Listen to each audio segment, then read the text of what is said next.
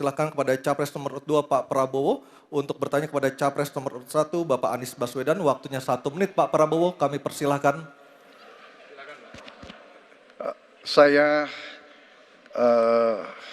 cukup kaget karena beberapa hari yang lalu calon wakil presiden Bapak menyampaikan bahwa negara kita tidak dalam keadaan perang, sehingga untuk apa kita harus beli alat-alat perang. Tapi hari ini Bapak mengatakan Bapak setuju dengan kenaikan anggaran 1-2%. Jadi itu saya minta ketegasan. Yang kedua, ya sekali lagi data-data yang Bapak pegang adalah keliru, dan juga Pak Ganjar tadi juga banyak kelirunya. Saya sangat transparan dan semua partai yang mengusung Bapak Profesor Anies mendukung APBN, berarti mendukung program saya. Termasuk PDIP di Komisi 1. Waktu habis. Baik, Pak Prabowo. Baik, Pak Anies silakan untuk menjawab pertanyaan Pak Prabowo, waktu Anda 2 menit. Silakan. Ya, jadi kita butuh pertahanan yang sesuai dengan ancaman nyata yang ada di depan kita. Ancaman ini dirasakan oleh siapa? Dirasakan bukan saja di dalam batas-batas teritorial, tapi juga di keluarga. Bagaimana ancaman atas penipuan online, bagaimana ancaman atas peretasan, bagaimana ancaman atas judi online, bagaimana ancaman-ancaman terorisme. Itu semua membutuhkan perhatian. Jadi bukan memutuskan untuk belanja alutsista berdasarkan selera dan berdasarkan preferensi masa lalu, tapi justru harus mencerminkan kebutuhan masa depan. Inilah yang menurut kami penting. Ya, anggarannya perlu kita tingkatkan, tapi jangan keliru. Ancamannya juga mengalami pergeseran. Jadi itulah sebabnya mengapa kita melihat perlunya ada strategi yang baik. Supaya apa? Supaya kekuatan yang kita miliki mereka bisa bekerja dengan optimal, tidak sia-sia. Lalu Pak Prabowo yang saya hormati, ini bukan soal pribadi, ini soal negara, ini soal policy. Penjelasannya ya di tempat ini, bukan di ruang-ruang tertutup yang tidak diketahui oleh publik. Justru kalau Bapak ketahui datanya salah, tunjukkan di tempat ini sehingga publik bisa mengetahui, bukan dalam pertemuan-pertemuan lain yang tidak jelas dari mana kita bisa menilai akurasinya. Jadi menurut hemat kami, bila ada di antara kami yang faktanya keliru, Bapak tunjukkan. Tapi kalau Bapak tidak menunjukkan, berarti memang faktanya benar. Itulah kenyataan yang ada di lapangan. Dan ini juga yang selalu kami gunakan.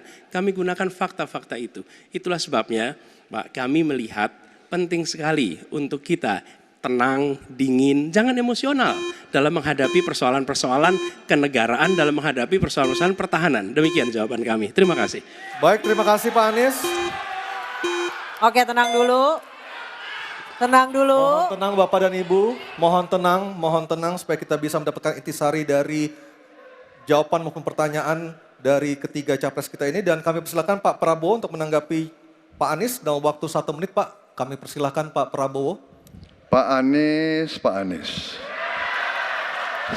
Saya tidak bicara tertutup, saya bicara di Dewan Perwakilan Rakyat Komisi 1, di mana semua partai yang mengusung Bapak hadir dan menyetujui yang saya ajukan.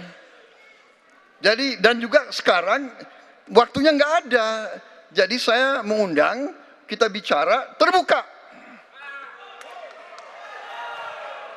Terbuka, silakan.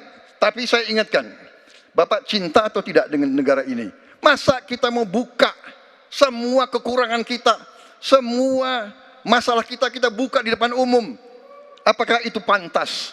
Di negara yang baik, di negara maju, masalah rahasia ada, Profesor. Jadi bohong, saya tidak minta tertutup. Saya terbuka, Komisi DPR terbuka. Baik, waktunya habis. Waktu habis Pak Prabowo, waktu habis. Kami persilakan Pak. Mohon tenang. Tenang dulu, kita lanjutkan. Supaya pemirsa di rumah juga bisa mendapatkan intisari dari acara kita malam hari ini. Mohon tenang. Silakan Pak Anies untuk memberikan tanggapan atas pernyataan Pak Prabowo, waktu Bapak 1 menit. Tidak ada yang perlu dirahasiakan. Bapak Presiden menyampaikan, Bapak punya lahan lebih dari 340.000 hektar, sementara TNI kita, prajurit kita, selebih dari separuh tidak punya rumah dinas. Itu fakta, tidak perlu dibicarakan secara tertutup. Itu kekurangan yang harus kita perbaiki. Dan ketika tadi Bapak mengatakan, Bapak akan meningkatkan kesejahteraan. Pak, Bapak ini sudah Menhan selama 4 tahun, hampir 5 tahun. Bukan calon Menhan. Jadi harusnya menunjukkan inilah yang sudah saya kerjakan. Bukan mengatakan apa yang akan dilakukan. Nah saya menyampaikan bila saya ditugasi maka kenaikan gaji dilakukan tiap tahun. Maka perumahan prajurit TNI dipastikan dibangun. Sehingga mereka tidak perlu ngekos, tidak perlu mereka sewa. Dan mereka bisa tenang. Mereka diminta mempertahankan setiap jengkal, tapi kita tidak memberikan tempat tinggal bagi mereka berdinas. Itu tidak benar, itu harus dikoreksi. Baik, waktu habis. Terima kasih Pak Anies. Mohon tenang Bapak dan Ibu, mohon tenang, mohon tenang, mohon tenang. Tenang dulu yuk Mohon supaya kita tenang, bisa Bapak dan lanjutkan Ibu. acaranya. Mohon